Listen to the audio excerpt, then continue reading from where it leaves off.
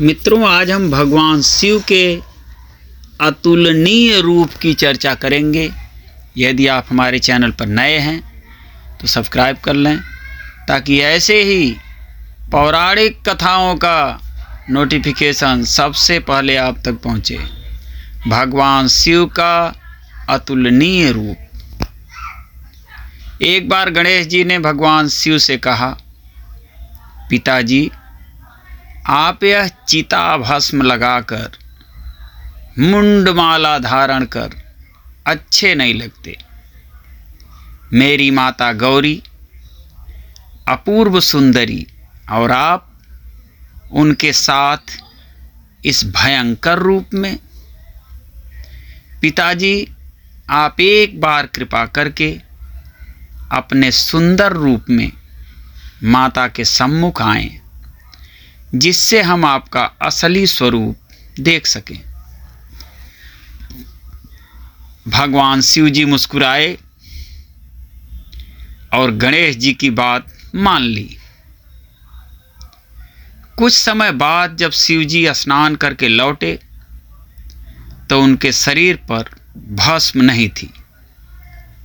बिखरी जटाएं संवरी हुई, मुंडमाला उतरी हुई थी। सभी देवता, यक्ष, गंधर्व, शिवगण उन्हें अपलक देखते रह गए। वो ऐसा रूप था कि मोहिनी अवतार रूप भी उसके सामने फीका पड़ जाए। भगवान शिव ने अपना यह रूप कभी भी प्रकट नहीं किया था। शिव जी का ऐसा अतुलनीय रूप करोड़ों कामदेव को भी मलिन कर रहा था। गणेश जी अपने पिता की इस मनमोहक छवि को देखकर स्तब्ध रह गए और मस्तक झुकाकर बोले, मुझे क्षमा करें पिताजी, परंतु अब आप अपने पूर्व स्वरूप को धारण कर लीजिए। भगवान शिव मुस्कुराए और पूछा, क्यों पुत्र? अभी तो तुमने ही मुझे इस रूप में देखने की इच्छा प्रकट की थी। अब पुनः पूर्व स्वरूप में आने की बात क्यों? गणेश जी ने मस्तक झुकाए हुए ही कहा कि क्षमा करें पिताश्री, मेरी माता से सुंदर कोई और दिखे, मैं ऐसा कदापि नहीं चाहता। शिव जी हंसे और पुराने स्वरूप में लौट आए।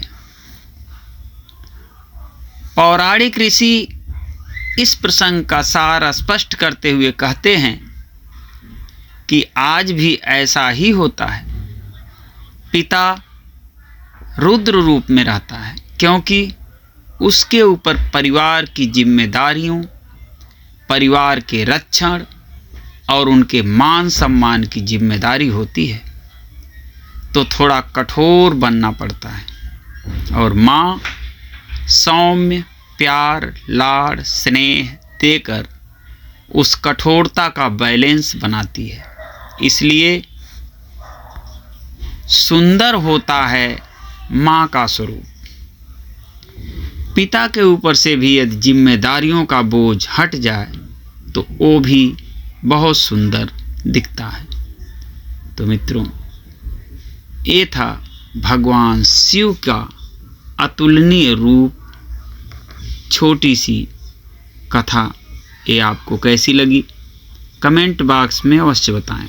और यदि हमारे चैनल पर नए हैं तो सब्सक्राइब कर लें ताकि ऐसे ही धार्मिक कथाओं का नोटिफिकेशन सबसे पहले आप तक पहुंचे। फिर मिलते हैं ऐसी ही धार्मिक कहानियाँ एवं भजनों के साथ। तब तक के लिए ओम नमः शिवाय।